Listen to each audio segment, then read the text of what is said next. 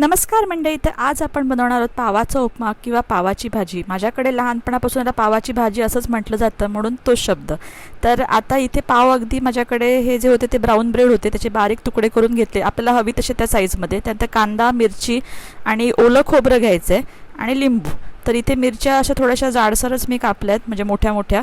आणि त्यानंतर कांदा वगैरे एकदम बारीक चिरून घ्यायचा. आता कढईमध्ये तेल व्यवस्थित तापवून घ्यायचं आणि त्यानंतर त्याच्यामध्ये जिरं आणि मोहरी टाकायची आणि व्यवस्थित तडतडून घ्यायचं. त्यानंतर हिंग टाकायचं आणि व्यवस्थित अशी फोडणी द्यायची. इथे मी कढीपत्ता देखील टाकला आहे. आणि काही जण काय करतात की ब्रेड आधी तेलामध्ये थोडेसे फ्राय करून घेतात आणि नंतर त्याचे बारीक तुकडे करतात. तर ते नंतर एकदम सुकं सुकं लागतं, म्हणून मी तसं काही फ्राय केलं नाही. मग कांदा घालायचा, आपल्याला हवी तशी हळद, मीठ व्यवस्थित घालून व्यवस्थित कांदा परतून घ्यायचा. एकदम ब्राऊन किंवा लालसर गुलाबी असा करायचा नाही आहे. जरासा शिजला, थोडासा कलर चेंज झाला बघितल्यावरती आपण त्याच्यामध्ये ओलं खोबरं घालायचं आणि कोथिंबीर घालायची. तर खोबरं हे व्यवस्थित असं परतून घ्यायचं आणि त्यानंतर आपण त्याच्यामध्ये 1 चमचा साखर घालून घ्यायची चवीसाठी. आणि त्यानंतर आपण तुकडे केले होते ते तुकडे ह्याच्यामध्ये ॲड करायचे.